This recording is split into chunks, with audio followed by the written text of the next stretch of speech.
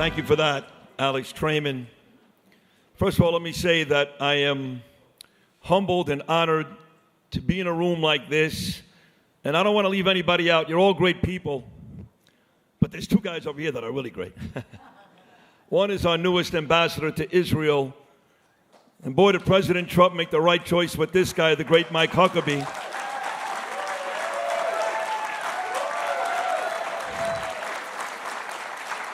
And if you think I'm good on the radio, you all know about this guy. He's the best ever. There's a reason why they call him the Great One. He had that before Gretzky did, just so you know. The great Mark Levin is here, too, with his lovely wife, Julie. And you will hear from both of them after you hear from me. So Alex has been on the show, like he said, about 100 times. I'm from this little town in New York. It's called Brooklyn. You ever hear of it? The greatest city in the world, right? Next to Jerusalem. Don't get Mr. Mayor, don't get pissed off. And I grew up in a Jewish household. I went to yeshiva. My parents spent a ton of money in JCCs and Hebrew schools. And at one point I went home, I said, Ma, ani medaber ivrit. And she said, look, he's like a rabbi. That's all I ever learned, by the way. $200,000 later. And I was one of those Jews, I'll be honest. I say this all the time. I had chicken parmesan on the third night of Passover. First 2 nights I was great, trust me. But that's what we were. We weren't a very, very religious household. But I was still a very, very proud Jew. I'd fight you in the street, and still will, if you said anything negative about the Jewish people. And then October 7th happened. You know, I'll tell you, I'm a big football fan. So is Huckabee and Levin. Levin likes the Eagles. That's the only part about him I don't like. I'm a Giant fan. So the Jets play the Giants like once every 5 years. It's a big deal in New York. They both suck, but it's a big deal. October 8th, the Jets were supposed to play the Giants. And I went down to my favorite chair in my living room that my beautiful wife, Danielle, put together. She's here tonight, too, by the way. How beautiful is my wife, Danielle? Get ready for the Jets and the Giants. And I started to cry.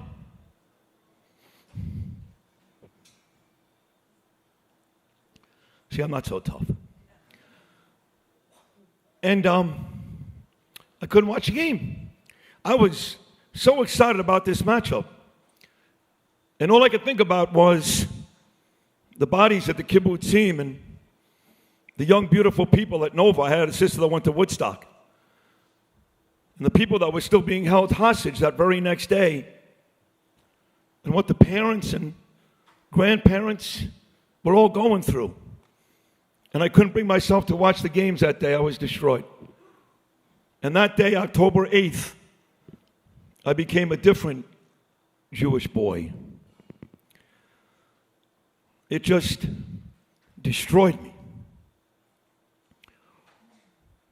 And I live in New York City, where Columbia and NYU and all these tremendous academic institutions are being overwrought by animals. Hateful, disgusting, despicable people. And we allow it to happen. We allow it to happen. I said to Alex today, I said, why am I here tonight, like Bruce Pearl said, the great coach? Because I'm not a unifier. I don't want to piss you people off. But I got to be honest. I believe the liberal Jew is a big problem. Some guy wants to kill me. You stand up and you must be a liberal Jew. I'm sorry. But the truth is, you're more dangerous to my religion than the Arabs are, than Hamas is. When I walk in the streets and people tell me that President Biden, pro-Israel, I used to get yelled at. I used to yell at Alex Trayman, what do you mean he's pro-Israel? He made some fakakta speech that he met Golda Meir 50 years ago? You start loosening money up for Iran so they could put together Hezbollah and the Houthis and Hamas. You're not pro-Israel.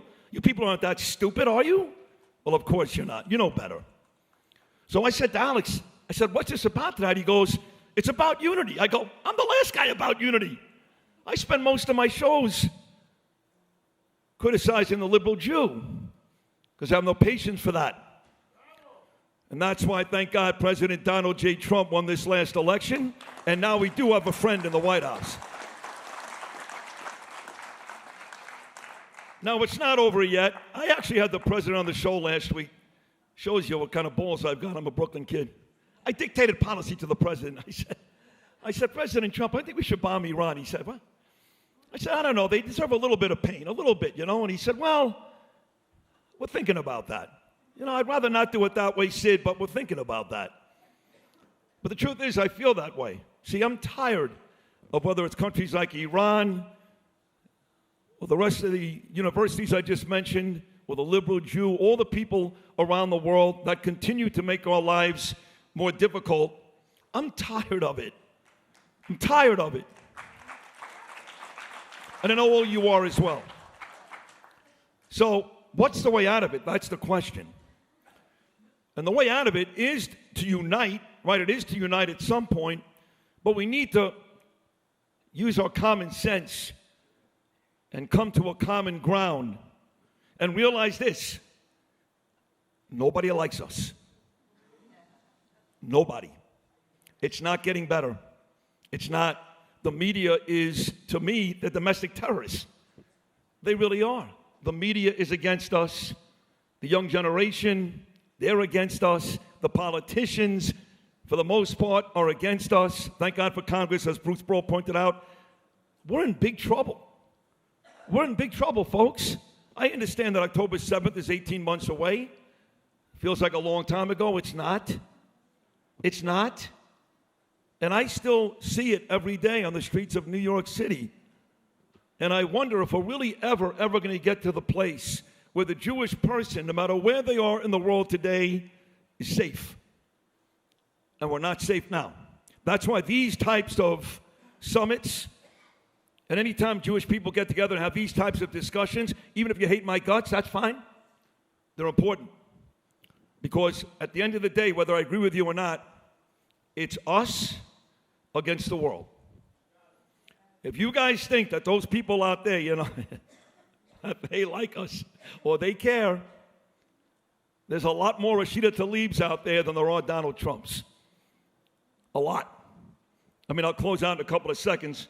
I have like 2 minutes, but I live in a city. The name of the mayor is Eric Adams. And, you know, he's done some good things lately because he owes Donald Trump his life. So Trump made all his legal problems go away, so now Eric Adams is great. He cares about migrants, and he's working with Tom Homan, and he's working with President Trump. In the meantime, he referred to himself as the Biden of Brooklyn for the better 2.5 years. That's fine. He goes to Park Avenue Synagogue on a Saturday. He goes to the Fifth Avenue Synagogue on the following Saturday. He holds this beautiful Jewish Heritage Month at Gracie Mansion, takes a ton of money. And when it all went down at Columbia University on that Monday Pesach morning, guess who the first person was in New York to hold a press conference outside of Columbia? You want to take one guess? Come on, give me a guess. Damn right, you're looking at him. A radio host. My mayor was on the way to Rome to sit down with the Pope, God rest his soul, and talk about anti-Semitism. I said, hey, moron, we've got it right here in New York City. You don't got to go to Italy. Anybody want to take a guess how many times Eric Adams has gone to Columbia since? 0. But he's considered a friend of the Jews. Do you see my point? We have all these friends who don't care about us. That's my point. We don't have a lot of friends. Show me the guy that rolls up his sleeve. You know, my 9/11 in New York, my October 7th in New York for all of us was 9/11. Rudy Giuliani rolled up his sleeves. He was there that day. He went to every funeral, and he walked the streets. He had smut on his face. He looked like he went through the war by himself. He rolled up his sleeves. He did the dirty work. These politicians today, they don't do that.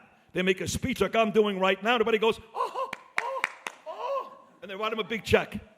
Jews, they write big checks, and the checks don't bounce.